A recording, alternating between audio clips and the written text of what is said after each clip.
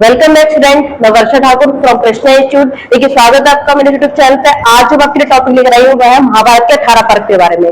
इसके पहली वीडियो में, प्रीवियस वीडियो में मैं आपको 9 पर्व करा चुकी हूँ और आज हम इसकी सीरीज को कवर करेंगे। वो आपके 9 पर्व आगे के जो मैं कराने वाली हूँ।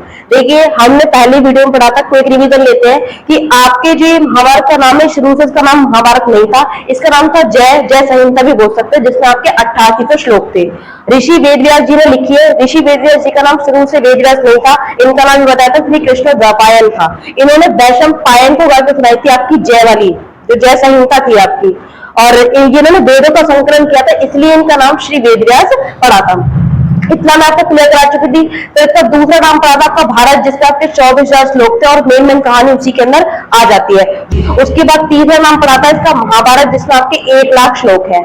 इसकी पहली वीडियो में 9 पर्व कराए थे। कौन कौन से 9 पर्व थे? सबसे पहला था आपका आदि पर्व, और उसके बाद था सभा पर्व, वन पर्व, विराट पर्व, और कौन सा था आपका भीष्म पर्व।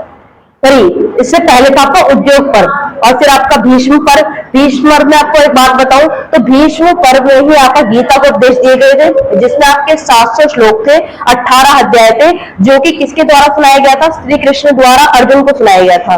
तो ये भीष्म पर्व में दे रखा है। और ये भी थी कि भीष्म पर्व में जब भीष्म पितामह लड़े थे, 18 दिन का चलने वाला युद्ध कुरुक्षेत्र में हुआ था, और ये 18 दिन चलने वाले युद्ध में 10 दिन सेनापति रहते भीष्म पितामह, और उनकी ये शर्त थी कि जब तक मैं लड़ूंगा तब तक कर्ण युद्ध में नहीं आना चाहिए। तो कर्ण आया भी नहीं था। उसके बाद जब उनकी मृत्यु हुई थी तो द्रोण पर्व आया था। भीष्म के बाद आपका द्रोण पर्व, फिर उसके बाद कर्ण पर्व, जिसमें कर्ण पर्व जो थे उसमें कर्ण की सेकंड डे ही मृत्यु हो रही थी। कर्ण पर्व के बाद हमने पढ़ा था शल्य पर्व, लास्ट वीडियो जो हमने 9 पर्व कंप्लीट किए थे।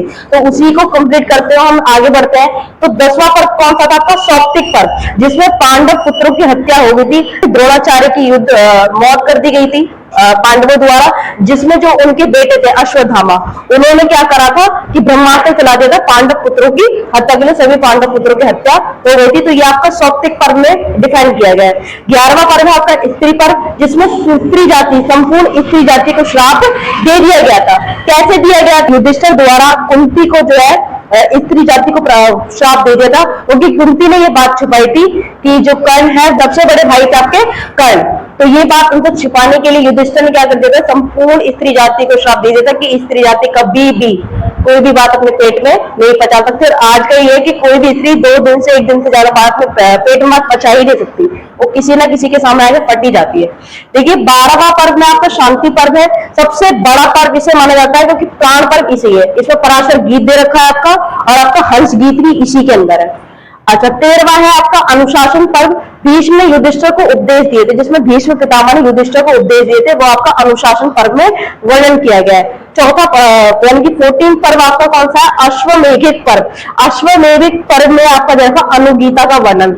अनुगीता क्या था? देखिए, जो भगवत गीता सुनाई गई थी श्री कृष्ण भगवान द्वारा, किसको? अर्जुन को। भगवत गीता के बाद का एक उपदेश दिया था श्री कृष्ण ने, किसको? अर्जुन को। तो वो था आपका अनुगीता। ये आ सकता है पेपर में कि अनुगीता का वर्णन किसमें किया गया है, तो आपका 14 पर्व अश्वमेधिक पर्व में इसका वर्णन किया गया है। देखिए, 15 पर्व कौन सा बोल रखा? आश्रम वाकिक। आश्रम वाकिक पर्व दे रखा है। आश्रम से आपको पता चल रहा होगा कि जो बच गए थे, जितने भी जो युद्ध हुआ था उसमें जितने भी बच गए थे, उन्होंने पश्चाताप के लिए क्या किया था? आश्रमवास ले लिया था। सभी लोगों ने अपने पश्चाताप के लिए आश्रमवास कर लिया था। अच्छा, 16वां पर्व कौन सा आपका? मौसल पर्व, जिसमें यदुवंश का विनाश हो गया था। देखिए, जो गांधारी थी, गांधारी में आपके क्या कहते हैं, श्री कृष्ण भगवान को श्राप दे दिया था कि जैसे आपने मेरा कुल नाश करवा दिया, उसी प्रकार आपकी द्वारिका नगरी और आपके यदुवंश का पूर्ण नाश हो जाएगा। तो ये श्राप फला भी था, और इसका आपका दे रखा है 16वें पर्व में, मौसल पर्व में, जिसमें यदुवंश का विनाश दे रखा है। अच्छा, 17वां पर्व कौन सा है? महाप्रस्थानिक पर्व। इसमें क्या हुआ था कि जब पांडव युद्ध जीत चुके थे, तो जीतने के बाद उनके मन को शांति नहीं थी, तो यहाँ पर क्या हो गया था? हिमालय गमन कर दिया गया था।